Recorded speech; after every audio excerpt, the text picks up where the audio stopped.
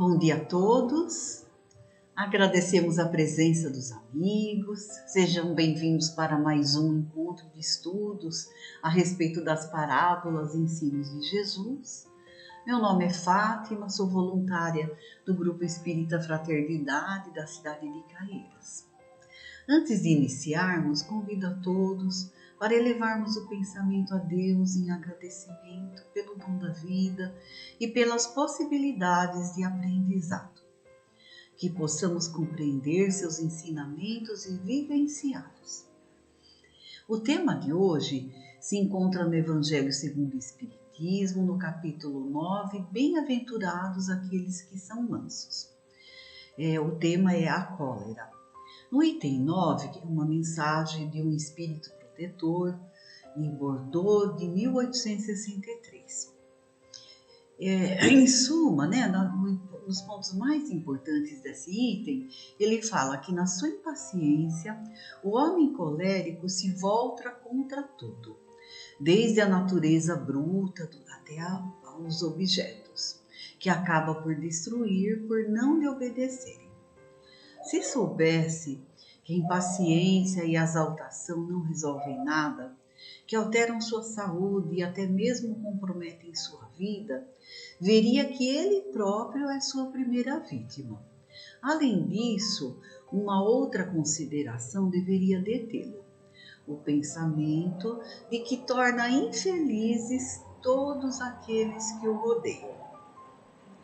Já no item 9 é uma mensagem de Hahnemann, e Hahnemann comenta no item 10, Segundo a ideia muito falsa que não se pode alterar sua própria natureza, o homem se julga dispensado de fazer esforços para se corrigir de seus defeitos, nos quais se satisfaz de bom grado, ou que lhe exigiriam muita perseverança para serem eliminados.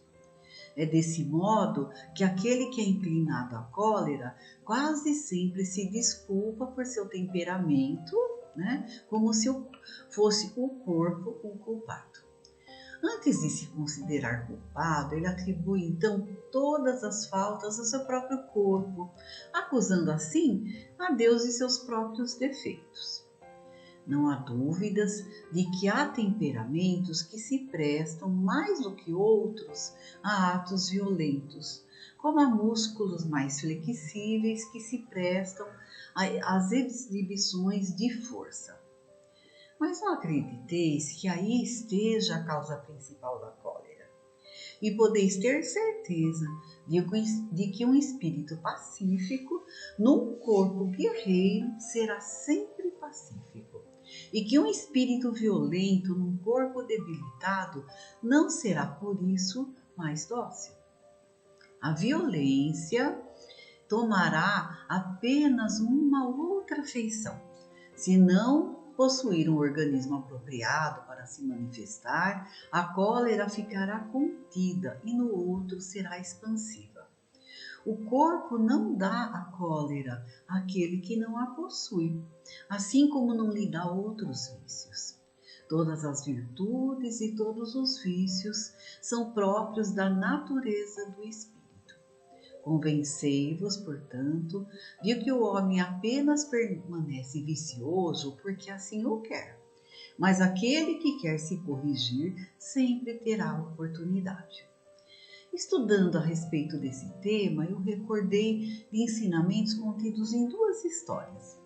A primeira está no livro Páginas do Cotidiano, no capítulo 47, Deus escreve certo.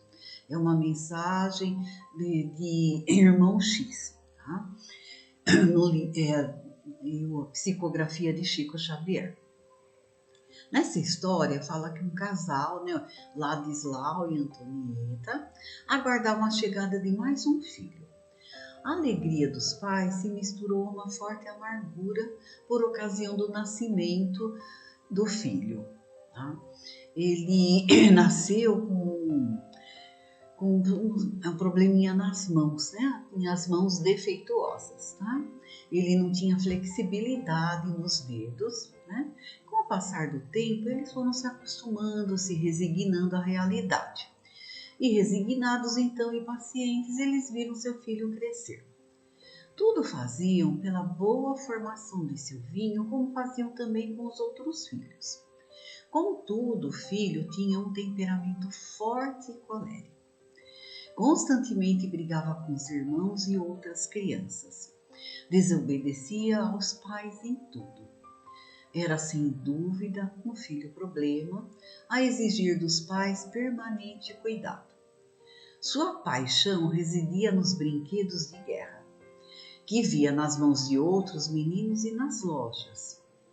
Uma tarde de domingo, quando Silvinho já contava 8 anos de idade, toda a família se encontrava em visita ao lar de Agripino, irmão de Ladislau, seu pai. Em dado momento, percebeu-se gritos. Tremenda algazarra de crianças no quarto mais próximo. Aproximaram-se às pressas. Naquele meio deveria estar o menino travesso, logo pensaram. Assustados, os adultos viram que o perigoso menino havia aplicado uma paulada na cabeça do primeiro, que já estava então ensanguentado.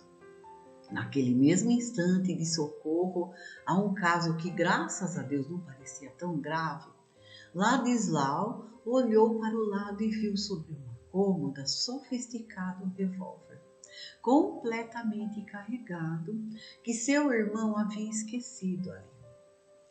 E refletindo mais profundamente, olhava a arma de fogo e olhava as mãos defeituosas do filho, concluindo que, com segurança, ali só não houve desastre fatal, porque Silvinho tinha os dedos impossibilitados de acionar o gatilho.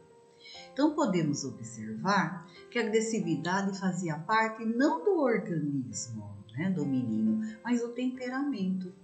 Deus limitou suas ações para que esse espírito não se complicasse ainda mais. Então, é mais uma vez Deus auxiliando a educar aquela criaturinha. Outra história, que também envolve um pai e um filho, traz um ensinamento valioso de maneira bem simples, que é fácil da gente estar sempre recordando. Um pai levou o filho ao parque de diversões. Lá chamou a atenção do menino uma placa na qual estava escrito Sala dos Ecos. Curioso, o menino perguntou ao pai o que significava a palavra eco.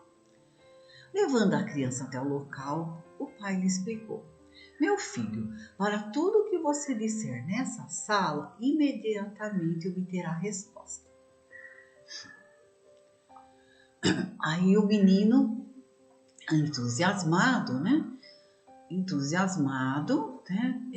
começou a gritar, tá? E ele começou a gritar, burro! E logo ouviu a resposta, burro, burro. Um garoto, não gostando do que ouviu, revidou, feio. E logo veio a resposta, feio, feio. E o menino, cada vez mais irritado, foi falando palavrões que voltavam para ele multiplicados. Então, desapontado e quase chorando, o menino pediu ao pai que o levasse embora daquele lugar, pois lá só havia pessoas mal educadas. Nesse momento, o pai explicou que o eco só estava repetindo o que ele dizia e prosseguiu: meu filho, se você quiser ouvir coisas boas, diga-as você primeiro. E o pai começou a dizer, lindo. E o eco respondia, lindo, lindo. E em seguida ele fala, eu te amo. E a resposta veio imediatamente, eu te amo. O menino ficou maravilhado. E o pai então completou dizendo, a vida é como um eco, devolve-nos aquilo que depositamos nela. Recordando os ensinamentos de Hahnemann, então, o corpo não dá cólera àquele que não a possui, assim como não dá outros vícios. Todas as virtudes e todos os vícios são próprias da natureza do espírito. Convencei-vos, portanto, de que o homem apenas permanece vicioso porque assim o quer, mas aquele que quer se corrigir sempre tem oportunidade. Creio que temos material suficiente para refletirmos e trabalhar nossos sentimentos, como vimos no item 9, né, do Evangelho. Então, perguntemos também que impressão a gente está causando nos outros. Embora o homem que tem temperamento colérico não deixa de ter certas qualidades no coração, essa característica pode impedi-lo de praticar o bem e pode levá-lo a praticar o mal.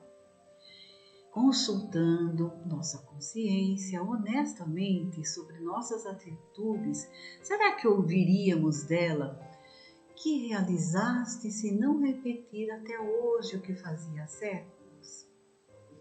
Não deixemos para amanhã o que podemos fazer hoje. Quanto mais cedo modificarmos as nossas más tendências, mais cedo receberemos coisas boas da vida e das pessoas, como na lição do Eco. Muita paz a todos, um domingo abençoado, e que Jesus esteja conosco hoje e sempre. Até um próximo encontro, fiquem com Deus.